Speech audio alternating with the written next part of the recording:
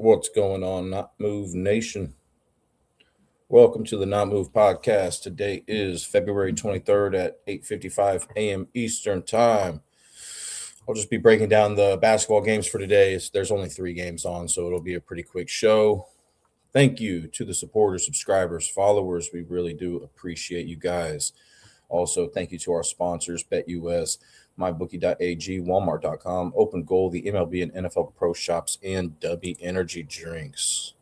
All right. I didn't look too much into these injuries, but I'm looking at rotowire.com right now, ROTO wire.com. Which looks like Isaiah Stewart for the Pistons is still suspended. Let's see what else they got here. Kyle Anderson for the Grizzlies is doubtful today. Alama for the Grizzlies is out today due to a knee issue. By the way, Kyle Anderson is doubtful with a knee issue as well. What else do they got here? Is Coward still out? Yep, Coward for Memphis is out with a knee issue.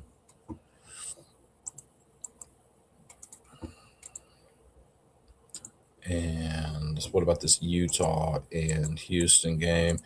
Keontae George, questionable to play with an ankle issue for Utah. Nurkic is out with a nose issue for Utah today.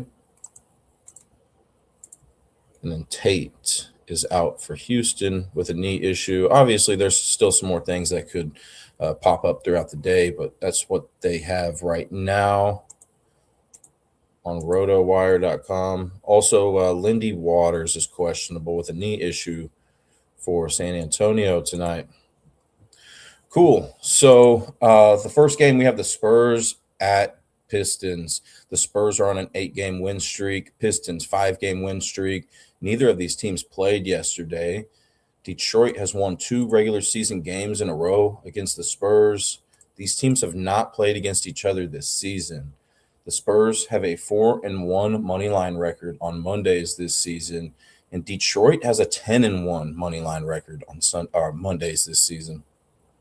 The Spurs have lost 6 consecutive games that they've played against any team on this exact date, February 23rd. And, I just made a post this morning to my socials just in case you guys were interested in this. But, I found out that Tobias Harris, the projected starting power forward for the Detroit Pistons, has a 13-1 career record against De'Aaron Fox, who's the projected starting point guard for the Spurs today. Tobias Harris also has a 9-1 career record against Keldon Johnson. Anyways, I didn't look at this line last night, but when I checked this morning, Detroit was favored by 1.5, over under 230.5. I checked that at about 7:50 a.m. Eastern time. I looked at 3 different against the spread trends in this game, and the Spurs have advantages in all 3 of those categories. The Spurs do have the 5th best record against the spread in the entire NBA this season.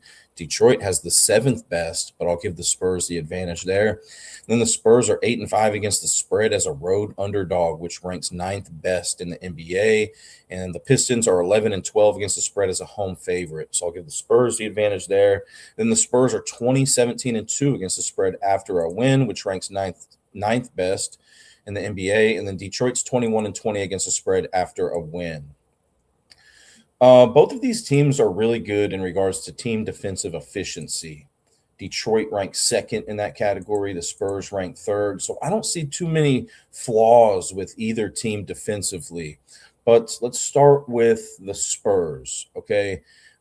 They limit those points in the paint very well. They rank 7th best in the NBA in that category.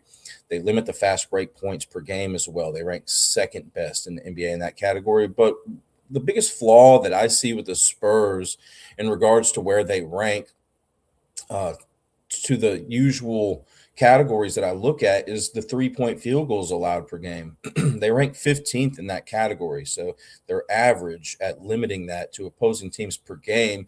Duncan Robinson is the leader for Detroit in 3-point field goals made per game, and he ranks 16th best in the NBA in that category.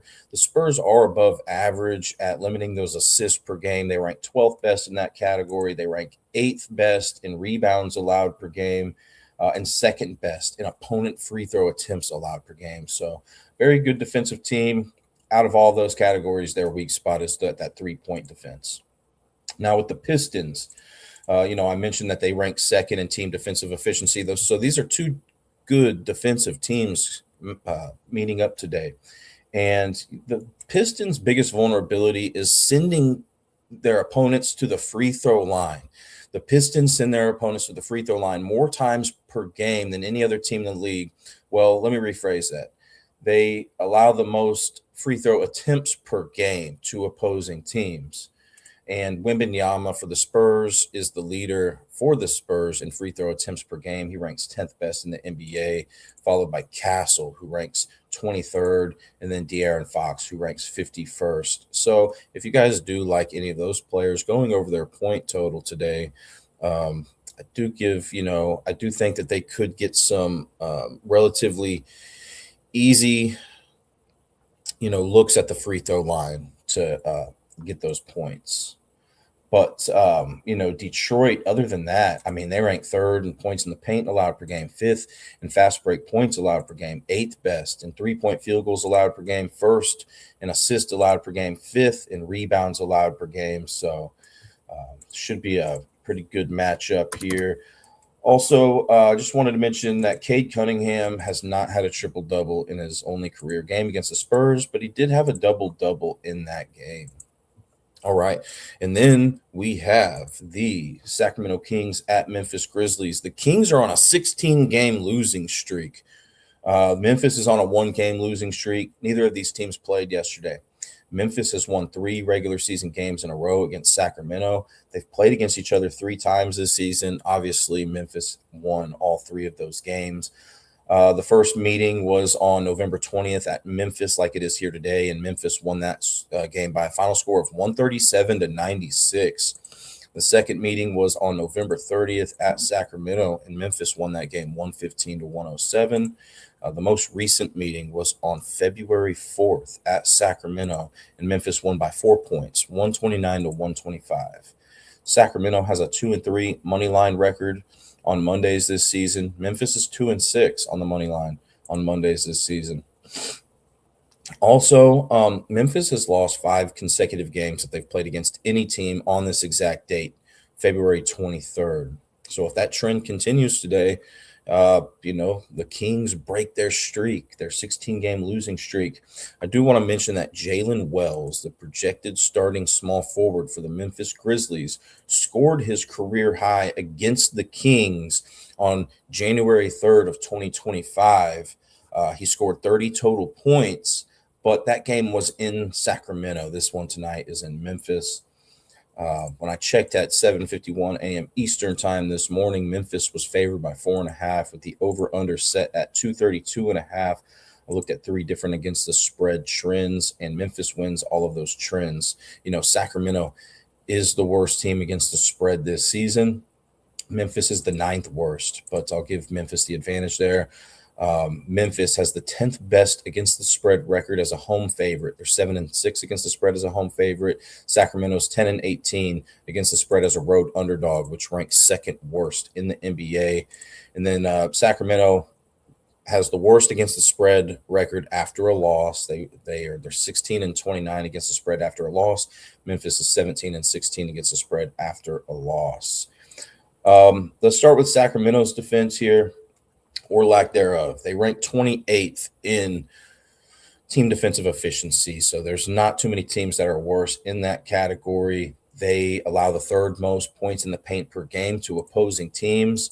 From my understanding, Edey and Morant are still going to be out in this game. Those are the leaders for Memphis in points in the paint per game. But then, and usually I only look at the top 50 in the NBA in these categories, but since those guys are out and I had a little bit of extra time this morning, I went ahead and looked, Alama, who I think I said was out, he's the next man up.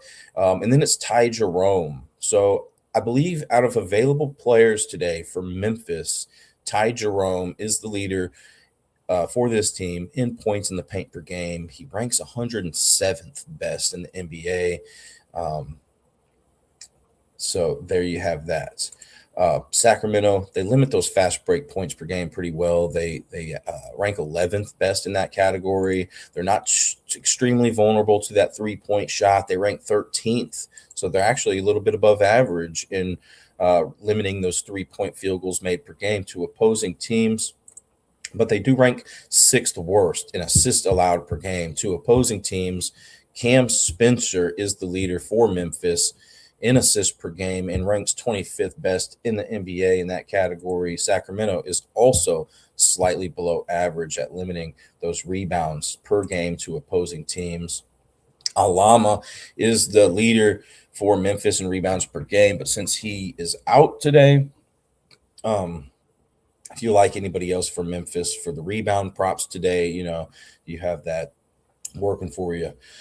Sacramento does allow some free throw attempts per game. They rank 26th in free throw attempts allowed per game to opposing teams. So Alama is the leader for Memphis in free throw attempts per game. But, I keep mentioning his name, but he's out today, according to rotowire.com. But the next man up is going to be Jalen Wells, who ranks 93rd best in the NBA in free throw attempts per game, and then Coward, who ranks 96th. And then let's talk about Memphis defense a little bit. They rank 17th in team defensive efficiency, so slightly below average. They rank 15th in points in the paint allowed per game, so right at that average mark. With Sabonis being out today, Renaud ranks 73rd best in the NBA in points in the paint per game, Raynaud. And then Keegan Murray ranks 92nd best in the NBA in points in the paint per game. Memphis, they rank 7th in fast break points allowed per game, so they're pretty good at limiting that. Where they're vulnerable is that 3-point shot. They allow the 4th most 3-point field goals made per game to opposing teams this season, and Malik Monk is going to be that leader today for Sacramento in 3-point field goals made per game, and he ranks 48th best in the NBA in that category. But, before I fire up those Malik Monk props, I would maybe look to see how how Memphis, defends against bench points to opposing teams. I think that information can be valuable. Obviously, a lot of other information too, but just wanted to give you guys a nice foundation to start your day here. And then, Memphis, they rank 21st in assists allowed per game, so slightly below average. Russell Westbrook is the leader for Sacramento in assists per game, ranked 16th best in the NBA in that category. And Memphis is also slightly below average at limiting rebounds per game to opposing teams. They rank 20th in that category. Renaud again, Raynaud ranks 40th best in the NBA, first on the team in rebounds per game for Sacramento. And Memphis does rank 10th in opponent free throws allowed per game, so they're above average at limiting those free throw attempts. Westbrook has had a triple-double for the Kings in 3 of his last 25 career games against Memphis. And then the last game that we have here, let's see, Blessed Up P says he likes Cunningham over 5.5 rebounds today. Asur Thompson under his point line of 9.5 and 8.5, which is plus money on FD. Right on, man. Shout out Blessed Up P. Thank you for those picks, for those leans. And he's not just some random guy that popped up in my chat here. I've known Blessed Up P for a while now, so he's a good guy.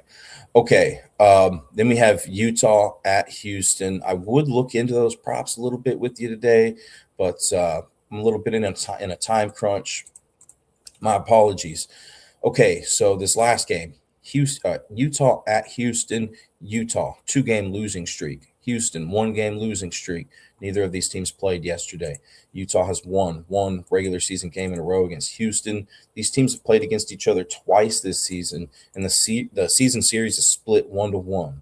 The first meeting was on November 30th at Utah. Once again, this game today is at Houston, but the first meeting at Utah, November 30th, Houston won that game by 28 points, 129 to 101.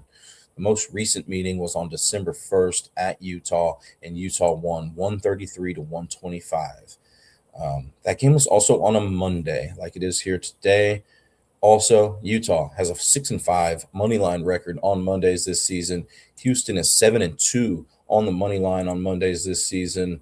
Houston has won 4 consecutive games that they've played against any team on this exact date, February 23rd. And Shingun also, if in case you like his assists today for some reason, he did have his career high in assists at Utah. Once again, this game's at Houston, but at Utah on December 1st, 2025, he had 14 assists in that game. Also, I noticed that Kevin Durant, the projected starting small forward for the Houston Rockets today, has a 14-1 career record against Lauri Markkanen, the projected starting power forward for Utah today. When I checked this line at 7:51 a.m. Eastern time this morning, Houston was favored by 13.5 points, with that over-under being at 228.5.